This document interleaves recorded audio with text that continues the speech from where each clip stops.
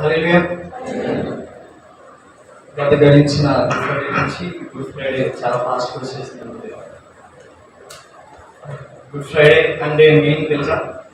అసలు మనం Friday good Friday అని ఎందుకు అనుకుంటాం? శుక్రవారాన్ని శుక్రవారం అని ఎందుకు పిలుస్తున్నాం? యేసుక్రీస్తు యొక్క జననం, యేసుక్రీస్తు యొక్క మరణం మనకి చాలా ప్రతిష్టమైనది, ప్రత్యేకమైనది. ఆయన మన కోసం పుట్టి మన కోసం శిలువలో మరణించిన నజరేయుడైన యేసుక్రీస్తు మనం చేసినటువంటి పాపాలను, మనం చేసినటువంటి అక్కరలని ఆయన మన కోసం శిలువలో మరణించాడు. దాన్ని మనం గుడ్ ఫ్రైడే కింద తీసుకుంటాం. గుడ్ ఫ్రైడే అనేక ఈరోజు అనేకమైన చర్చెస్ లో అని క్రైస్తవులకి చాలా అవసరమైనటువంటి రోజు. ఎందుకంటే మానవాళి పాపవారి నిమిత్తమై దేవుడు శిలువలో మరణించాడు. ఈ యొక్క ఇయర్ లో 52 ఫ్రైడేస్ ఉండగా మనం ఈ గుడ్ ఫ్రైడేని ఎందుకు ఇంత ప్రతిష్టంగా జరుపుకుంటామంటే మన యేసు మరణించిన దినంగా మనం ఈ గుడ్ ఫ్రైడేని జరుపుకుంటూ ఉంటాం. ఈ గుడ్ ఫ్రైడేలో శిలువలో పలికినటువంటి 7 మాటలు చాలా ప్రతిష్టమైనవి. ఆ 7 మాటలు మనిషి జీవితం ఎలా జీవించాలి, మనిషి బ్రతికేటువంటి జీవనం ఎలా ఉండాలి అనేటువంటి దేవుడు మనకి శిలువలో తెలుపుతుంటాడు. దానిలో నుంచి మొట్టమొదటి మాట మనం చూద్దాం. లూకా సువార్త 24వ అధ్యాయం 34వ వచనం.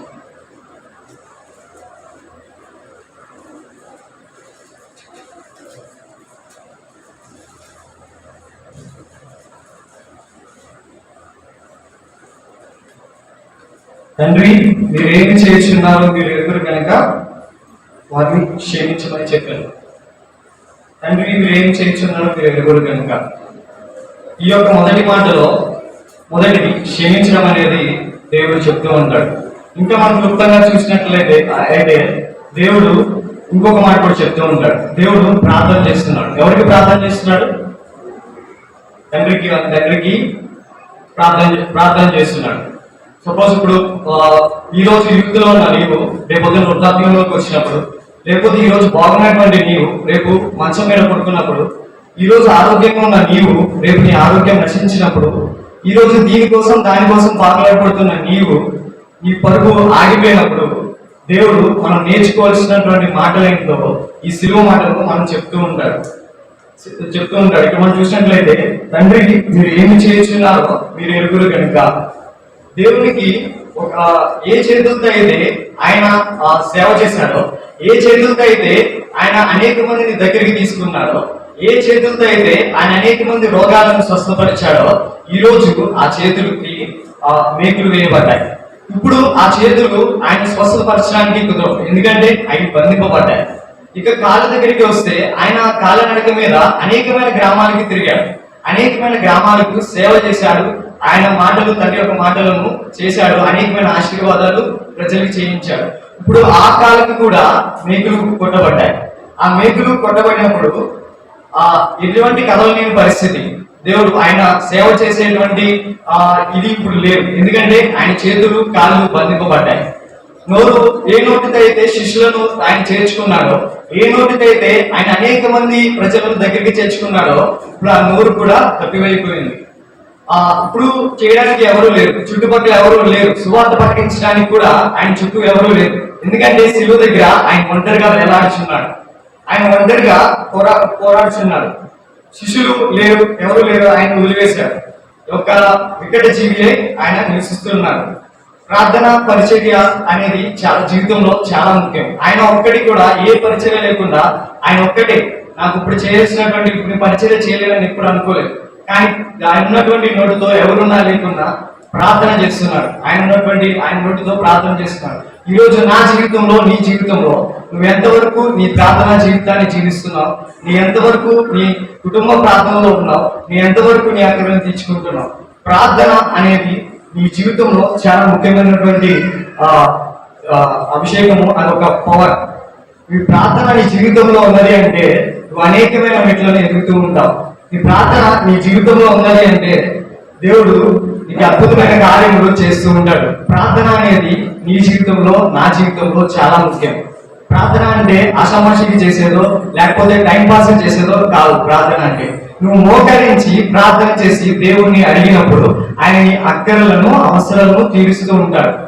ఇప్పుడు తండ్రిని అడుగుతున్నాడు, ఏమని అడుగుతున్నాడు? వారిని క్షమించని ఆయన ప్రార్థన చేస్తున్నాడు. ఆయన ప్రార్థన చేసిన ఆయన ప్రార్థన ఆలకిస్తున్నా? దేవుడు ఆ ప్రార్థన ఆలకిస్తున్నప్పుడు నీ ప్రార్థన కూడా ఆలకిస్తాడు. ఎందుకు ఆలకించడు? కానీ నువ్వు చేసేటువంటి ప్రార్థన పరిపూర్ణమైనటువంటి ప్రార్థనలా ఉండాలి.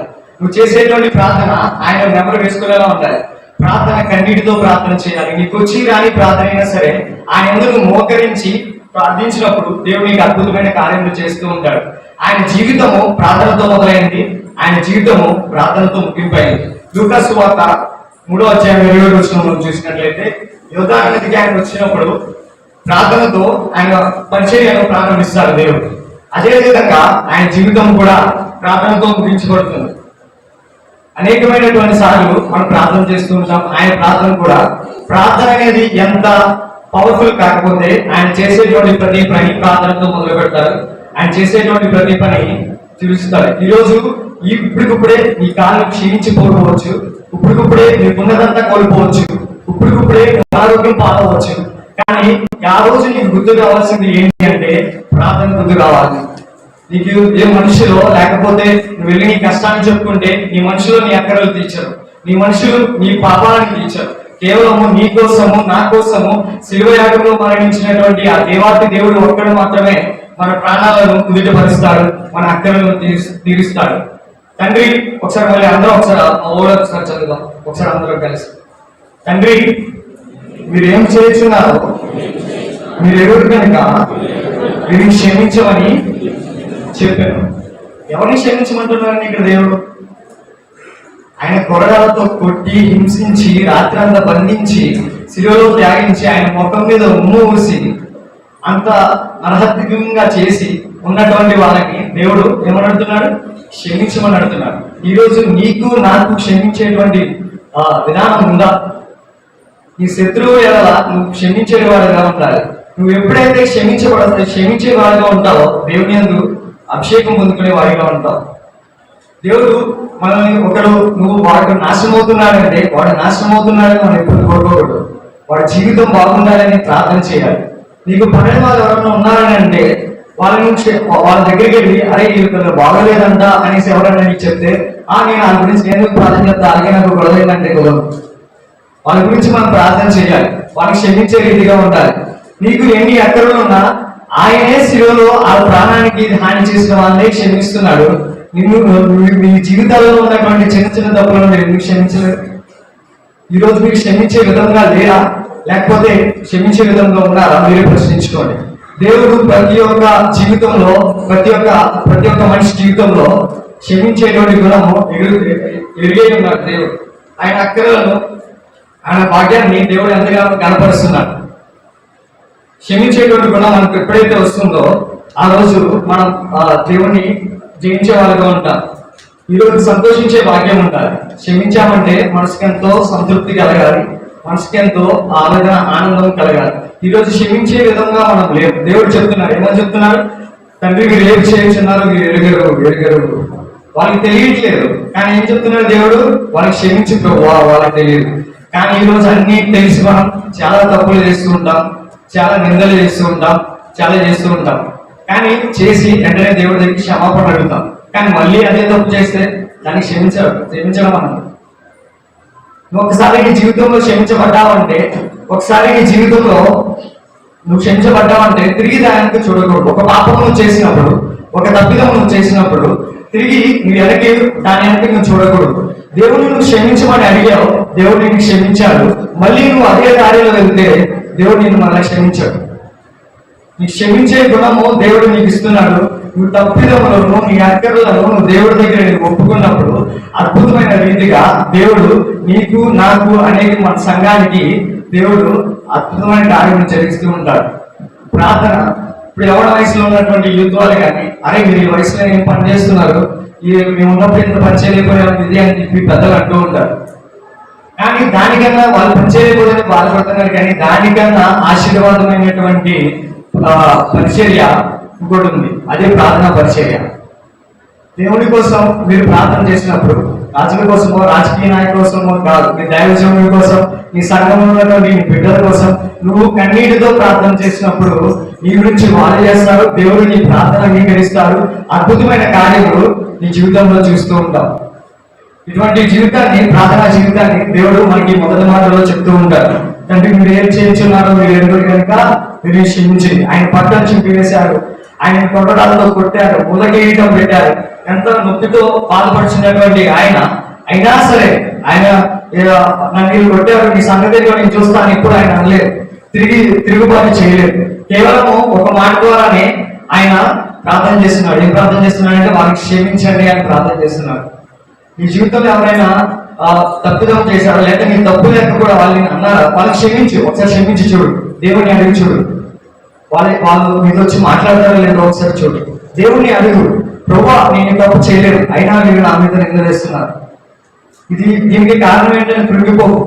నువ్వు కృంగిపోయిన సమయాల్లో, నువ్వు దిగిపోయిన సమయాల్లో దేవుడు నీకు తోడుగా ఉంటాడు. నువ్వు ప్రార్థన చేసి అడిగినప్పుడు దేవుడు వాళ్ళకి క్షమించే రీతిగా మారుస్తూ ఉంటాడు. ఇటువంటి అద్భుతమైన కార్యములను శిలువలో దేవుడు మనకి చాలా సార్లు చెప్తూ ఉంటారు. మిగిలినటువంటి 6 మాటలు కూడా ఎంత అద్భుతంగా దేవుడు మనకి చెప్తూ ఉంటారు. ఈ యొక్క మొదటి మాటలో దేవుడు మనకు క్షమించే రీతిగా ఉన్నామని చెప్తున్నాడు. నువ్వు నేను ఈరోజు క్షమించే రీతిగా ఉన్నామా లేదా ఒకసారి పరీక్షించుకోండి. నువ్వు క్షమించే రీతిగా లేకపోతే దేవా నన్ను క్షమించు, దేవా నేను చేసినటువంటి తప్పులను క్షమించు, నేను శత్రుత్వం నేను వాళ్ళ మీద పెంచుకున్నాను, రైతు నన్ను క్షమించు, వాళ్ళు చేసిన తప్పైనా సరే వాళ్ళు నన్ను క్షమించు ఆయన దేవుడిని నువ్వు ఎప్పుడైతే అడుగుతావో దేవుడు నీకు అద్భుతమైన కార్యక్రమాలు చేస్తూ ఉంటాడు.